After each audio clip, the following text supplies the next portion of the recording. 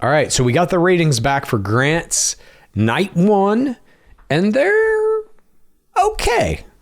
Grant Ellis's Bachelor season debut got a 0.42. That is tied for first place across the entire network landscape with both NBC and CBS. Granted. Kind of. I mean, they didn't win them. It's NBC a three-way tie. What is this? World's Toughest Warrior?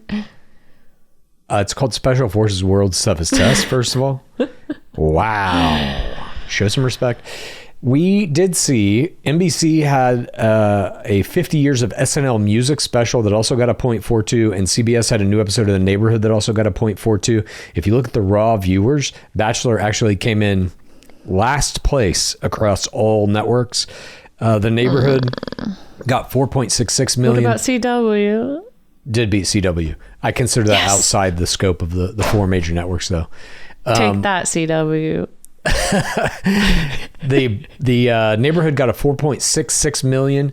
The SNL special got 3.47 million. 911 Lone Star on Fox, although it was lower in the demo with a 0.28, got 3.12 million. And then The Bachelor had 2.72 million. These were the 0.42 and the 2.72 million were down 20 and 15% respectively from what Joey Graziadei had on his night one, which was a 0.53 in the demo and 3.178 million viewers. And then in comparison with Jen Tran's night one, she had a 0.45 in the demo and 2.8. So 2.8 million. So it's more commensurate with what Jen Tran had. It's a slight dip from that, but not much. I think that ABC probably considers this successful. I think they probably do. And I think it's like you have to look at whatever the graph is, the asymptote of all network ratings going down. Like Joey never hit that low, but they're just always. Yeah. But Jen Tran dipped far below it during her season. Jen Tran did dip. She did dip. Oh, I see a 0.25 in there. Oh, God. But this is, I think it's in line with what you're saying, just the kind of steady decline, the death of network TV. He's about in line with that graph. I don't think this is like surprisingly good or bad. I think it's about right where they expected it to be. Okay, my wish is granted. Yeah, all of our wishes have been granted. It's not a disaster. It is definitely not a disaster. And I think as this season ticks up, like if you look at Joey Graziadei's ratings, they started to increase toward the end of the season. He went from rendering, in the mid 0.5s to over 0.6 heading into the end of the season with his finale at a 0.8. And that was largely because of three players, Maria Georges, Daisy Kent, Kelsey Anderson. And as you start to see superstars emerging out of Grant Ellis's season, I think the same will be true of his ratings. I think you will see an increase. Oh, absolutely. I think that word of mouth is what makes these shows take off at this point. I'm very curious.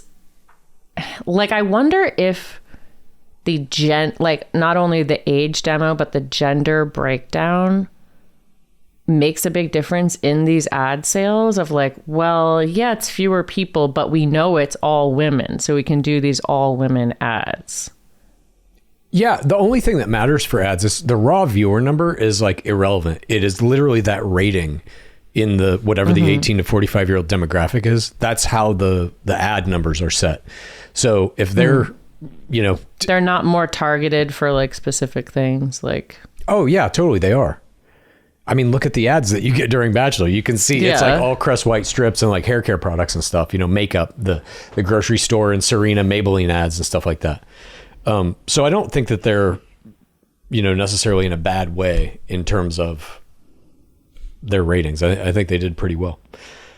I can't wait to bring out my spring shade. Oh, nice. Good work if you can get That's a grocery Maybelline commercial. Nice. Line.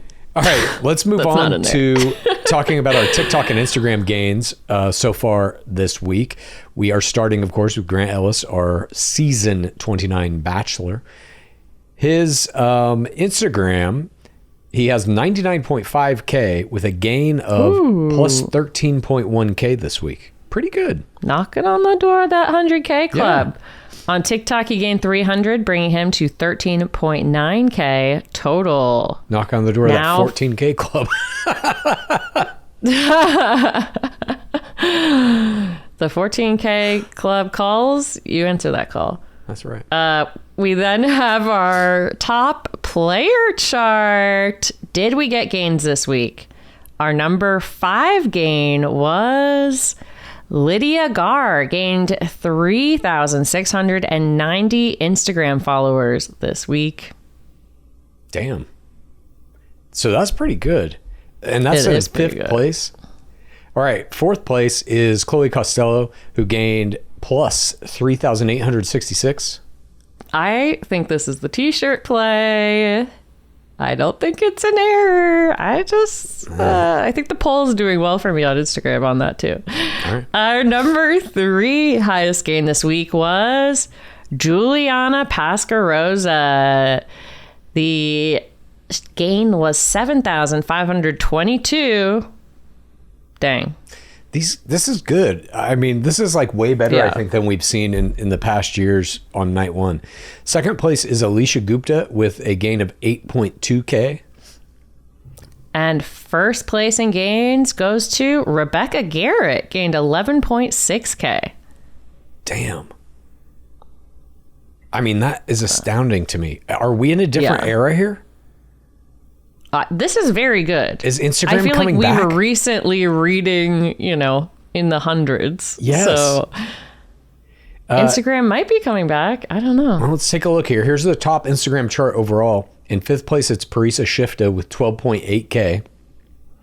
4th place, social media manager Bailey Brown with 13.6K. 3rd place, Carolina Quijano with 19.1K. 2nd place, Alicia Gupta with 11.5K. And the juggernaut, Rebecca Garrett, in 1st place with 46.1K. Are we going to see multiple players with multiple hundreds of thousands by the end of the season? Are we going to get back to like Pilot Pete era? I literally, these numbers are somewhat surprising to me of the gains. Like, I would have guessed that maybe Rose would be up there. Yeah. Or FIMP recipient as well. It's interesting. I'm like, what Alex is Godden. driving this? I don't know. Alex Godden. Yeah, I would think Alex Godden would be up there too. But she is up there. You know where she is up there? Yeah. TikTok. Our 5th place gain was Christina Smith with adding 600 TikTok followers. There we go. Now we're getting back down to where we should be. Those are numbers I recognize. In 4th place is Alicia Gupta with plus 900.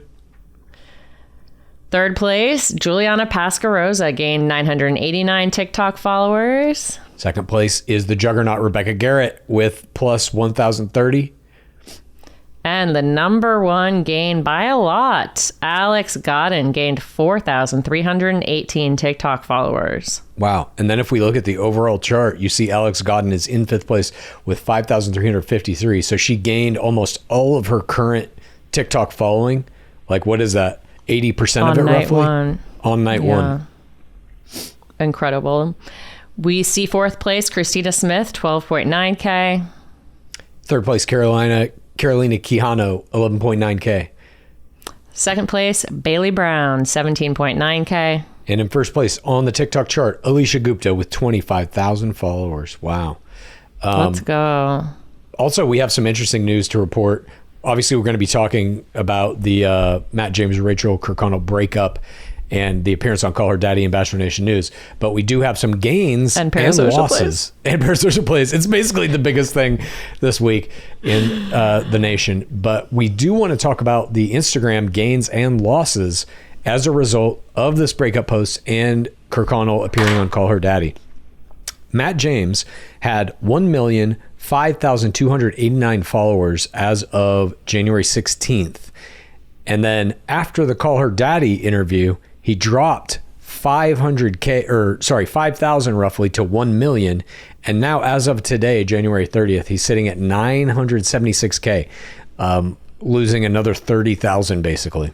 So it has been very detrimental to him in his Instagram following. That having 1 million followers is definitely a monetary difference in what kind of SpawnCon you can do. I haven't heard any news of people dropping him these yet. These big jumps are bringing me back to Baylock High BIP, because we got an even bigger jump with Rachel Kirkconnell's Instagram. After the breakup post, she was at 994,524. After the Call Her Daddy interview, she was at 1,058,814. And as of today, Thursday, January 30th, she is at 1.1 million. So she has put on 105,476 followers. And that means a pay increase. That's a big gain. Yeah. And she's, going into the million club. I'd be very curious to see what happens to their SpawnCon as a result of this.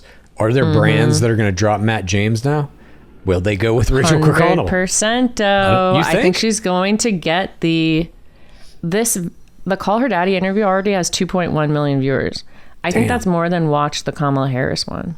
No. By a lot. I think so. Holy Christ. I don't know. It was trending when I was looking it up, and the way we saw Ariana Maddox vault when she became this like public victim in her breakup with Tom Sandoval, that's a huge opportunity now. And I could see Rachel Kirkconnell like maybe going on to another show. Like, I could see them making her the Bachelorette. Oh my God. What? If they did that, I mean, I don't know if they're thinking about shaking up the producer tier on the main show. Scott Teddy, if you're listening, if you're in the driver's seat for the main show, get Rachel Kirkconnell as your Bachelorette. God, do you think they would do that? Scotty doesn't know if he's gonna do that. I wonder if she would do that. She may not want to come back to the franchise after everything she's been through. I mean, she doesn't need to do it. Yeah. But it would get people watching, I think. No doubt about that.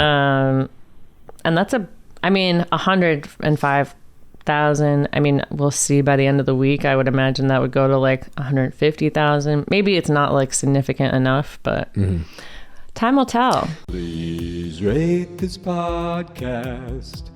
Please review this podcast. Please get a friend to listen to us, and then please rate this podcast. Please review this podcast.